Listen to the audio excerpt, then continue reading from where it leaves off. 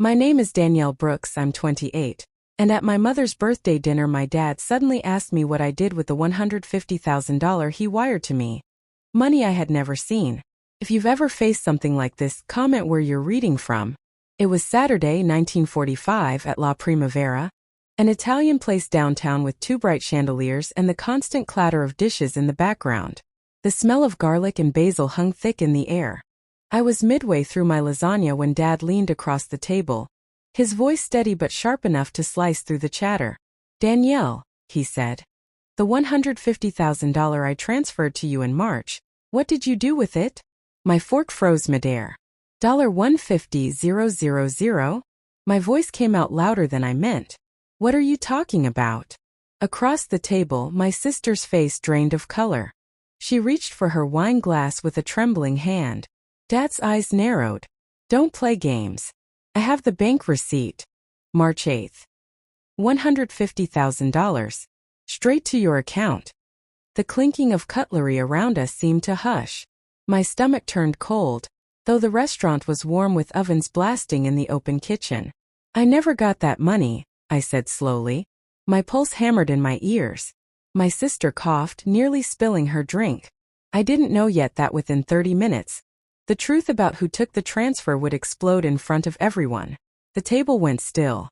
Even the waiter, halfway to pouring water into my stepbrother's glass, hesitated before moving on.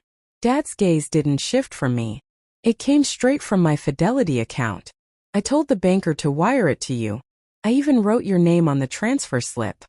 I could feel the eyes of everyone around the table, my aunt, my cousins, burning into me.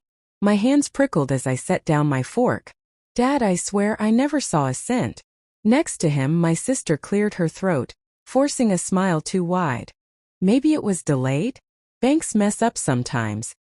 Dad frowned. "Delayed? It's been 5 months." I watched her fingers tighten on her napkin, twisting it until the fabric nearly tore. My gut clenched. I pushed back my chair slightly, the legs scraping against the tile. "If money left your account, then it went somewhere. Maybe it wasn't my number." Dad pulled a folded paper from his jacket pocket and slapped it onto the table. $150,000. March 8th. Routing code correct. Account ending in 4421. Danielle Brooks. I blinked at the digits, my pulse climbing. 4421 wasn't my account. Mine ended in 9986. My chest tightened. I turned slowly toward my sister. Her face was pale now, her wine glass untouched. 4421, I repeated. "That's not me." The clatter of dishes resumed faintly in the background, but our table was frozen in silence. Dad's jaw tightened as realization began to seep in. I didn't argue further. I knew arguing would only muddy the air. Instead, I pressed my palm flat against the paper, the numbers rough under my skin. "Check again," I said quietly. Looking at those 4 digits, 4,421, I felt a memory uncoil, one I'd ignored before. My sister had always been good at slipping through cracks. When we were kids, she'd borrow my clothes and swear they were hers. At 16, she crashed Mom's old Toyota and convinced Dad it was my fault because I'd left the keys on the counter. He believed her for weeks until the repair shop bill showed otherwise. In college, the stakes grew. She racked up $4,800 on a shared credit card Dad had given us for emergencies. The card came in my name too, so the bills landed in my mailbox. She swore she'd pay me back. She never did. And last year there was the mysterious jewelry. She showed up at Thanksgiving with a gold bracelet, telling everyone her big client had gifted it. Later, I found the same piece listed online at an auction site I knew she frequented. Price tag: $3,200. I told myself not to stir things up, not to make Dad choose between us. She was his firstborn. I was the responsible one. It was easier to swallow the bitterness and carry on. But now? Now we weren't talking about a credit card or a bracelet.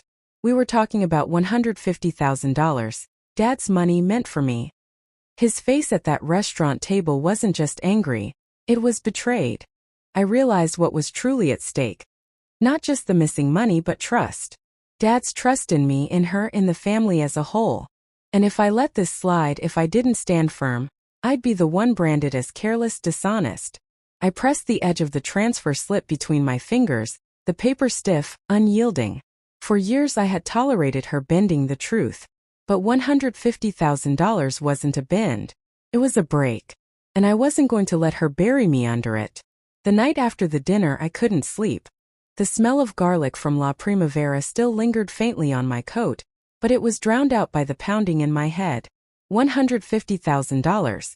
Gone into an account ending in 4421. At 1:12 a.m. I opened my laptop and logged into my online banking. My account showed the same ending as always. 9986. Balance. A modest $2,480. No hidden windfall, no suspicious credit. I clicked through to Dad's Fidelity portal using the guest credentials he'd once shared with me to help him with taxes. The March 8th transfer sat clearly in the log. $150,000 wired to Danielle Brooks. Account #4421. But when I hovered over the transfer ID, a detail flashed on the screen that made my breath catch. The destination bank was different from mine. I used First National. This one was Midstate Credit Union. Midstate, the same bank my sister had mentioned months ago when she bragged about opening a new account just for herself. I grabbed my phone and scrolled through old texts. In February, she'd messaged me a screenshot of a new debit card design, with the last 4 digits barely visible in the corner. 4421. My hand shook as I snapped my own screenshot. Dad's transfer record, the line with 4421 timestamp and bank code. Then I pulled up her text from February and took another screenshot. Side by side, they told the whole story. I whispered into the dark apartment. It was never mine. It was hers. The weight on my chest lifted, replaced by a sharper, colder resolve. This wasn't just suspicion anymore. It was proof. I tucked the screenshots into a folder labeled March Fraud and closed the laptop. I made a choice. I wasn't going to let her rewrite this narrative. Not this time. The next morning at 10:06 a.m., I sat in a glass-walled office at Midstate Credit Union, the hum of the HVAC system mixing with the faint smell of fresh toner. A bank manager in a navy suit tapped his keyboard, the glow of the monitor reflecting in his glasses. I slid my phone across the desk. On the screen, the screenshot of Dad's transfer record. That account number, I said, steadying my voice, doesn't belong to me. But the funds were sent under my name. He typed a few commands, then frowned. Account ending in 4421 is active. Holder. Same last name as yours. First name different. His eyes flicked up at me. It's registered to your sister. Heat rushed to my face, though the office was cool. So the $150,000 went to her? He clicked again. Yes. March 8th. Cleared at 2:14 p.m. Funds withdrawn in increments, $20,000 the next day, then $15,000 cash a week later. Current balance. Under $8,000. The numbers hit me like cold water. She'd burned through nearly all of it in just 5 months. Can you print the activity? I asked. He hesitated, then nodded. Minutes later, a stack of pages slid across the desk. Each line was a wound. Luxury boutiques, a Caribbean airline ticket, a hotel in Miami. I counted as I scanned. $142,000 gone. He leaned back. Do you want to dispute this formally? You'll need to file a fraud affidavit. And if you involve the original sender, your father, it will carry weight. I pressed my palm to the paper. The ink still smelled faintly sharp, like chemicals. These weren't suspicions anymore. These were facts, printed and stamped. I left the bank clutching the folder, the cold October wind slapping my face as I stepped outside. 8 days earlier, I'd been blindsided at dinner. Now I had proof. And soon everyone else would too. The next morning at 10:06 a.m., I sat in a glass-walled office at Midstate Credit Union, the hum of the HVAC system mixing with the faint smell of fresh toner. A bank manager in a navy suit tapped his keyboard, the glow of the monitor reflecting in his glasses. I slid my phone across the desk. On the screen, the screenshot of Dad's transfer record. That account number, I said, steadying my voice, doesn't belong to me. But the funds were sent under my name. He typed a few commands, then frowned. Account ending in 4421 is active. Holder. Same last name as yours. First name different. His eyes flicked up at me. It's registered to your sister. Heat rushed to my face though the office was cool. So the $150,000 went to her?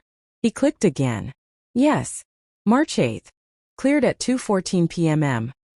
Funds withdrawn in increments, $20,000 the next day, then $15,000 cash a week later.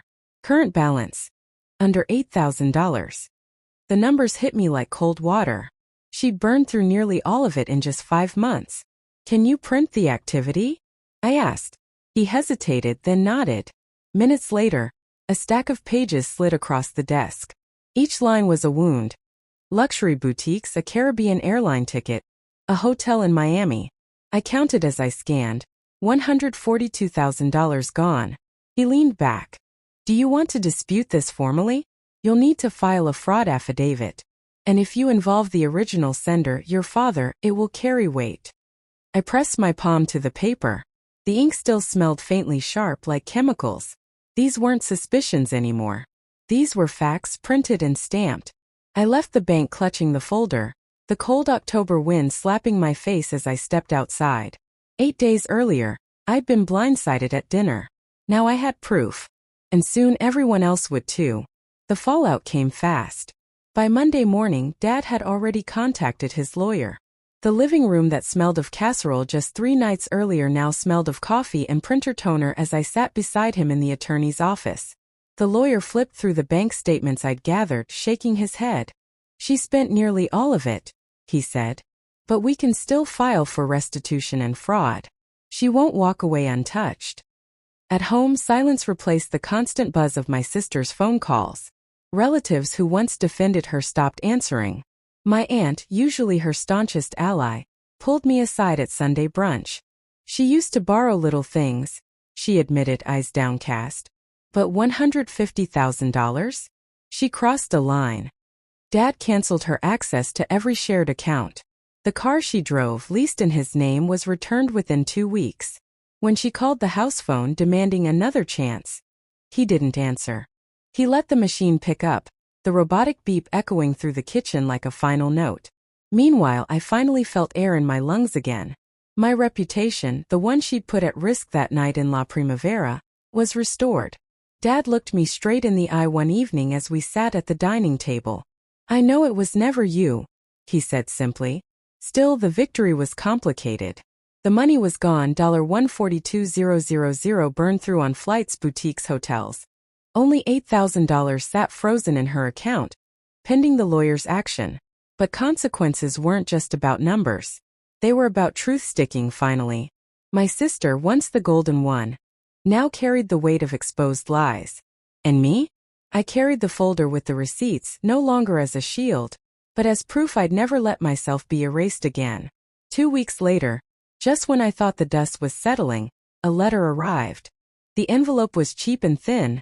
My sister's rushed handwriting scrawled across the front. Inside was a single page, typed in bold font. Dad promised the money was for both of us. Danielle stole it first. I sat at the kitchen counter, the hum of the fridge steady behind me, the paper trembling slightly in my hands. The audacity almost made me laugh, almost. Called Dad, read it aloud. He exhaled, sharp and tired. She's doubling down. Bring it over. That evening we sat at his dining table, the same one where birthday cakes had once been sliced. I laid her letter next to the bank statements. Her words versus cold numbers. March 8th. I pointed, sliding the page forward. Transfer to 4421. Not my account. Then the withdrawals, airline, boutiques. She can't explain that away. Dad's jaw set firm. And she won't. As if on cue, my phone buzzed. A text from her. You'll regret turning him against me. Family always comes back to the truth. I stared at the glowing screen, then typed back just one line. The truth is in the receipts. Silence followed. No reply. For years she'd spun stories that left me doubting myself, that made me second-guess even my own memories. But now the paper trail closed the gap. Her narrative had nowhere left to land. The evidence was irrefutable. The trust broken beyond repair. And for the first time I felt calm. It's been 3 months since the dinner at La Primavera. And my life feels steadier than it has in years. Dad followed through with his lawyer. Her account was frozen, restitution papers filed. There's no guarantee I'll ever see the money again. But that's not the point. The point is, the blame isn't mine anymore. The truth is official. I've set new rules for myself. No shared accounts, no helping with loans, no quick transfers for so-called emergencies. Every dollar I earn through my marketing work, $6,200 this month alone, sits in my own account secure. At home, I've kept the folder of evidence, but now it rests in a fireproof box in my closet. I don't open it. I don't need to. Its weight reminds me that my boundaries aren't negotiable. In the evenings, I walk past the little park near my apartment. The air smells of cut grass, kids' laughter drifts from the swings, and the light from the lampposts flickers warm on the path. I stop at the bench, breathe deep, and jot future plans into my notebook. Save for a condo, book a solo trip to Lisbon in spring, grow my client list by 20%. Family still exists, but it's not an obligation anymore. It's a choice. I sit quietly, pen in hand, and choose myself. And this time that choice holds.